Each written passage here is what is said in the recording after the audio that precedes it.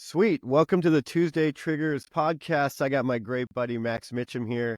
For those of you that don't know, Max is part of the reason I'm in this space. So you can blame him for it must be like 2.5 years ago now. He released a course on how to do N8N, how to build low code automation, and it honestly, dude, it kind of started a movement. And you've taken that now, and so like all of these people started learning N8N and unlocking this thing, and it was amazing because I created a group of people around this that like we're trying to figure this out and starting to realize like, hey, we can kind of do almost anything. Like none of us are trained developers, none of us know what the hell we're doing, and we can like get our computer and these machines and robots to go do things. Yeah. Which is like the I think the kind of, for me, the invention of like triggers in the cold email space and in the space in general. And so you went on to start Trigify. So I'd love to spend a few minutes maybe talking about, Trigify, how you got here, whatever you want to go, we can kind of freeform it. But give us a little rundown of maybe either how you got here and or where Trigify is today. Yeah, man. Well, thanks. That was a nice intro. Do you know what? It's funny that automation course, a lot more people took it than one I ever thought would take it. And two, the people who I'm now chatting with who are going on and doing awesome stuff like yourself and so many others, I'm like, holy fuck, you took my course ages ago. And now I'm fucking learning shit off you. This is weird. I must be slowing down. But no, it's cool. But yeah, it all started for me. So I'll go all the way back actually, and I'll give the high abridged version. But I used to work for a previous company. We did kind of sales triggers to a certain degree. It was like news monitoring and a little bit of social monitoring there as well. I was the VP of sales there. Our email outreach was fucking shocking. I think it was like 0.9% reply rate. I think it was, right. We were using outreach and we were just smashing the living guts out of it on one domain, as everyone does. And I was in Pavilion as well, and I just remember I kept seeing this. Like at the time, I thought it was a bit of an odd blow because like, it's this guy like keeps posting in here loads, and it was Jesse, Jesse Right. that, yeah. And I'm just like, this guy like he seemed pretty eccentric, but like really knows his shit. So I started messing, got chatting to him. Anyway, like we just completely kicked it off, like and got him in to help us, right? With intelligence. Anyway, he fixed all of our email deliverability issues. We started creaming it, which ironically, because we did so well, the CEO kind of realized that, we don't need such a big sales team. So that was my axe on the plate. So I blamed then Jesse because like we basically created such like an efficiency that there was no need to have me anymore. So Jesse's the reason that I got the axe. But anyway, I then actually went and worked with Jesse at Lead Magic for quite a while. He showed me the ropes initially on like Data Fetcher, which is like kind of I don't know, it's like an automation tool inside of like inside of Airtable. And from there I was just so hooked that then I just like literally, so I just spent hours and hours, mate, just like teaching myself how to do like automations to the point then where I started to show other people, right? And at the same time I was starting Trigify, started as an agency, quickly realized how much I hated being an agency because I hated dealing with customers. There's certain days, man. There's certain days where you're like, well, my hair's falling out, so it's gonna be a good one. Yeah. Do you know what it was? That I think the biggest challenge that I had that I couldn't get over, and I think the people who do get over this, is fair play to them, is you create like such a big kind of presence on LinkedIn and you get known as like the automation person or whatever it is. And maybe blowing smoke up my own ass, I don't have a huge presence, but you get known as like the automation person. So people come to you. You were the automations person, 100%. People come to you and want to start working with you, but the issue is like when you take on loads of clients and you're growing and scaling like the agency, you can't work with everyone the whole time. Like your team basically has to work with people, and people really didn't like that. Like they really wanted me to be there at like their beck and call like the whole time, but also just to fix like random crap that I just didn't want to fix. Anyway, long and short of it, did it for like 6 months, did really well. We got up to about 500,000. And then just thought, screw this, I'm going to take all this cash and build an actual product. And thus Trigify, as we all know it now, was born. That's awesome, man. So for those that haven't dug into the platform or haven't used Trigify yet, why don't you give us like a maybe a holistic understanding of how it works, or the value props of it? Yeah. So we're a social signals platform. So effectively what we're doing is we're looking at all of the interactions that are happening across different socials. Interactions being anyone who's liking or commenting or posting certain content. By doing this, you can start to build out like lists, right? Like prospecting lists based on interactions. For example, anyone who's engaging with Clay content, or anyone who's engaging with like ISO 27100 content, or perhaps anyone who's engaging with like a thought leader. So like one of the best use cases is I monitor anyone who engages with Adam Robinson, who talks a lot about inbound led outbound, which fits the narrative of social quite well. Yep. And pulling all of that engagement, qualifying it, and then reaching out to those people basically. And that's effectively what you do. Like 50,000 foot view is taking social data and transforming that into a way that you could action it from a sales or marketing perspective.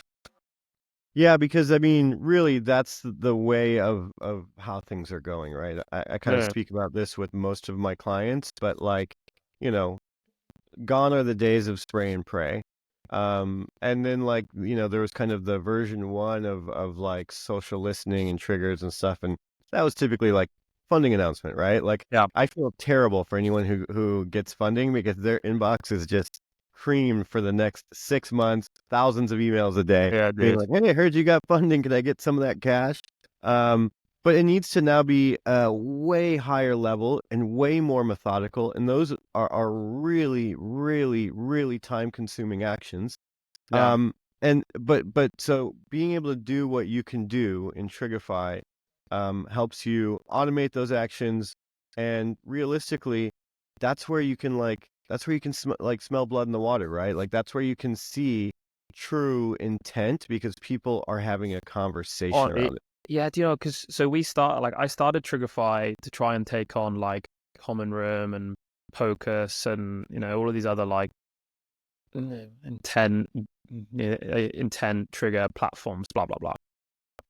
I quickly realized two things, right? One was, if you're building a product like a startup, the best thing to be is as niche as possible. Like the niche you are, the better the platform is, the better like people understand you. It's just, honestly, I can't recommend it enough. Like just literally fix one use case and that's it. So I learned that lesson the hard way. But I also learned that I've been using triggers a long time, right? From like where I previously worked, there was sales triggers. Where I previously worked I worked for a company called Meltwater, it's a news and social listening platform, right? And I didn't even realize I was using triggers back in the day, but I was building Boolean queries, monitoring people changing roles, monitoring like news announcements. Been using them a long time, kind of first and third party triggers. And yes, like, listen, you can get like kind of good results from that if you focus on the pain that the trigger creates as opposed to the actual trigger itself. That's kind of a key thing there. Yeah, to your point that the funding round, reach out based on the pain as opposed to the funding round. But when I started doing social, right, and using like signals coming out of social data, like the improvement in the campaign performance was astronomical, right? And I thought, well, is this just me, like, because I'm leveraging this well and I've got like a good LinkedIn like brand and it's like kind of easy to convert people who are engaging with my stuff. So then we rolled it out to customers, and like the very first customer that really took it through the first flow, fun enough, is like One Way, right, which is Xavier's agency. They got a 1 in 3 positive response Yeah. rate on the campaign. And then like these success stories just keep coming in, like another person, 4 like clients off the back of campaign with 200 prospects in it. And I'm like, okay, like this is like being repeated across like everyone, tracking not only their stuff, but like thought leaders and stuff like that. And I was like, this is the future. And the reason why I feel so passionate about it is, we were just talking off kind of air, like with the crazy world that we're about to live in with politics, blah, blah, blah. everyone's keyboard warriors on social, right? People's inhibitions on liking content, talking about certain things are removed because they're keyboard warriors. Now, it doesn't necessarily apply on, B2B socials, but the point being is no one's forcing someone to like or engage with someone's content. And if they are, they're doing it because they're showing individual level of intent, right? And intent, I will preface, being they like the topic area. They might not necessarily be interested in buying, but that's like a focus point for them. So That's then why when it's on you their reach feed. out, yeah, exactly. And so then when you reach out, like, because we know that they're interested in that topic area because they're engaging with it multiple times. It's like a game of Pac-Man. Like, you're buying yourself more time because they're 100% going to be interested in reading that email Damn. or taking the cold call. Yeah, and oh man, that's like really insightful. I love that the idea that people are kind of keyboard warriors, right? So we go and we go let our little freak flag fly on the internet, being like, hey, and comment on the things that are pertinent to us because the feed has now figured out what that is, and so all of those things really allow you as well to kind of comment on someone's intent on a more individual level and not such like a Yeah. like, oh, it's heard your company got fundraising. Well, like maybe someone at that company that you're reaching out to doesn't give a shit or won't see any of that money from the fundraising, so it's irrelevant. But Yeah. if you can see them commenting on something, you can make something that's more one-to-one relevant. Well, do you know what? And if we look at if we look at trigger data as a whole, right? Like, so you got first, second, third party. First party is like things that you own. It's like product, like insights. It's like website visitors, things like that. If I take like website visitors, someone, it's not forcing, but someone saying, hey, go check out this tool. Bang, someone lands on your website. It's, level of intent. Yes, there is intent there, but someone is telling that decision maker potentially to go to that website or that the champion, I should say, right? So there's not potentially true level of intent because they're probably doing a review. Funding rounds, market movers, things like that. Again, these are all at like the company level, if that makes sense, right? They're not Yeah, at like, and when you do sales and when you do sales training and like demos and stuff like that, the number one thing that you try and tell like an account executive or a seller is focus on like, yes, where the company's going, but what's in it for that individual, because that's all that they care about. Like, they want to yep, know that they're going to look better, because everyone at the end of the day is selfish. Like, everyone has their own hidden like agenda. of course. So I think like with the social media, it's like the only place where someone's not forcing you. I'm not saying like, hey mate, Christian, go like these people's content. You're not doing that. You're doing it because you're like, oh, this is interesting, and it could be interesting because you have that pain. You could find it very topical. Doesn't really matter at this point. Either way, you're going to have a chat with them, and that opens the doors. And that's why I think it's like quite underutilized. The way that people use social is just take their recent post and personalize off the back of that, as opposed to taking it to like this next level, which is hopefully like where we're kind of trying to take it to. So, what's the next? Well, all right. So, a couple questions that are coming up that I'm going to hit you with. First off, what's the next Yeah. level? Second off, what triggers do you find successful? Are you using? Do you like within the platform? And then third, when you use that trigger, how does someone craft a message around that's appropriate, that doesn't feel weird or off-putting? Just kind of give someone the framework of Yeah. like, okay, cool, this is how you would do it and be successful. So, first off, give me the sauce, man. What's the next level? In terms of like where we're going, or like, Yeah, or yeah. So this is like it's my grand yeah. vision. Give me the scheme, man. Yeah. So if you think about it, we're now looking across multiple different social platforms, right? And and understanding all of the interactions that are happening across different pages, across different like posts, which no one ever really looks at. Everyone just looks at like social media to pull like jobs or people or company information. No one like really actually dives in and looks at like the interactions. But because you start to collate enough of that, you then can start to build a way for someone to prospect based on these relationships. So the way that it works right now inside of Trigify is you provide it the profile URL, and I'll go on to answer your question too in a sec on like the key use cases and how I'm leveraging it right now. But where we want to take it is, if you look at Apollo, ZoomInfo, Cognizant, Seamless, they all the prospecting industry has been the same forever. And what I mean by that is you enter the job title, you enter the industry, you enter the headcount size. Fucking hell, it's so mundane. Bullshit. Yeah. And that's why Clay's become popular, because they're still relying on that data. But then you got to go fucking use GPT. You got to use so much to try and like find clever ways of making it relevant to, that individual, right? And find clever ways of prospecting outside of that norm, which is job title, industry, blah, blah, blah. So what if those were only like filters, like an afterthought, and really you initially prospected someone based on relationships that are forming across social media? So for example, you could say like I gave earlier, like anyone engaging with Clay content, right? And it pulls up like 10,000 people that have engaged with Clay content. Then you say, okay, hey, I want a frequency strength to be high. So that means they've engaged with it multiple times. Then you apply the filters. Now I'll filter it down onto my relevant ICP, stuff like that. And it's basically finding people based on their interests on topics, based on if they're talking about it or if they're engaging with it, like either or. And then applying what we kind of deem as your typical kind of ways of prospecting, which is how every other provider works, as more of an actual filter, as opposed to the reason of finding those leads in the first place. So that's what we're introducing over the next couple of weeks, which is what we call like our discovery. So then we're going to have social signals, social listening, and discovery, right? And that's kind of like the suite of like the product. So 2030, you're going to have a giant dossier on me and every other person in this universe. Basically, yeah.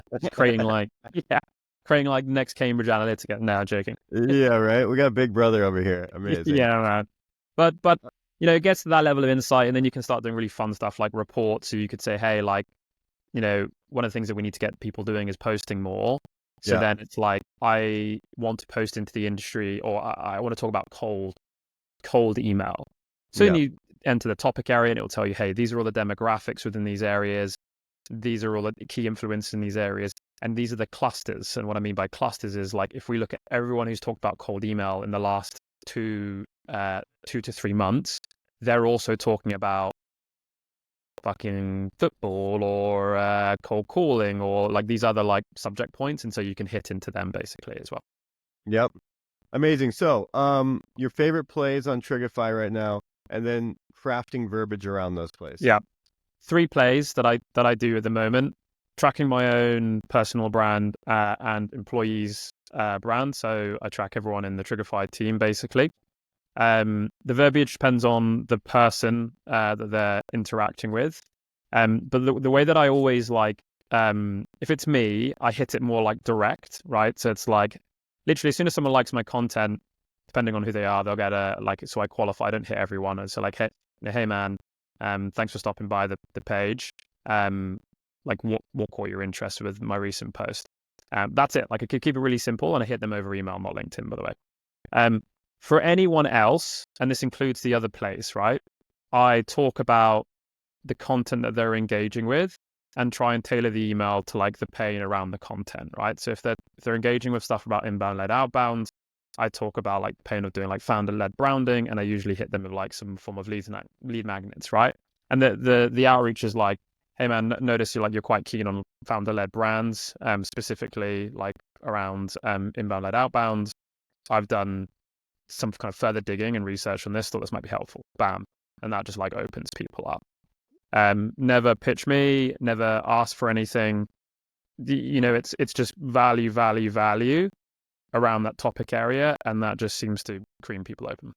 Yeah. And then the 2 other plays, which follows the same email structure, are thought leaders and competitors. So I track my own employees' brand, thought leaders, and competitors, and apply like the same logic. But the one thing that I do is I make sure that there's a filter. They have to have engaged with that thought leader or competitor like multiple times. And so from my perspective, it's like they've engaged with them 5+ times. That then tells me that they're super interested, basically. Crazy. I know that. Yeah, that's amazing. With the thought leaders, how do you build a list of thought leaders to follow or to track there and do that kind of stuff around? Through the tool, funny enough, through that discovery that we were talking about. So we've got it in beta right now. So for us, I go and say, hey, find me anyone talking about cold email or social selling where they have an influence of over like 20,000, for example, pull them up and then start tracking them. Really? Yeah. Wow, that's amazing. Dude, I'm so excited, man. It's been a while. I gotta get back in and get using it, dude. That's awesome. 'Cause that was Dude, the biggest pain is everyone was like, oh, like you know, when this some of these ideas started coming out, it was, you know, people like yourselves and people saying, hey, I can go create these lists, and it was really like manual. It was like who are the people that you want to do this for? And okay, it's like it was just a terrible, terrible process. So yeah. you know, we never really explored that avenue as well as we could have. And so I'm really excited to get back into it. You dropped the value thing. I'm trying to get Enzo on like next week because he's, you know, Enzo is the lead magnet king, and to Yeah, be honest, yeah. there's a like a framework around helping people come up with their lead magnets that like for some reason is very difficult for a lot of people, myself included. But you know, that's the future, right? Like get this really incredible person level intent data where you can talk to a person about things that matter to them, and then you can offer them value as Yeah. opposed to like, hey, I saw your company is doing this thing, let me give you this. And it's like that's not the relevancy that we're looking Yeah. for, right? So Well, anyways, super I'll exciting, leave man. you with like one little like tip trick on the magnet side of things. So I've got 10 lead magnets that I have, depending on the content. So what happens is I auto push data into Clay. So anytime someone engages in my stuff, they automatically get fed through to a Clay table. Inside of the Clay table, GPT looks for certain keywords. So certain keywords will route them to a certain lead magnet, depending on what content they're engaging with. Mm-hmm. If they're engaging with some founder-led brand stuff, I've got a founder-led brand like lead magnet. And so depending on the content they engage with across all of these store leaders and all these competitors, it routes them to all of these different lead magnets that I have based on that engagement. And so it just kind of like manages it for me. That's like not like a hint. That's like a hey, here's like a little breadcrumb of how to do this crazy ass awesome thing. Maybe Yeah. after the call, I'll like nudge you and be like, all right, show me that the magic. Yeah, But man. cool, man. Thank you so much for coming on. Always a pleasure chatting with No you, worries. and talk to you soon, brother. Appreciate it, buddy.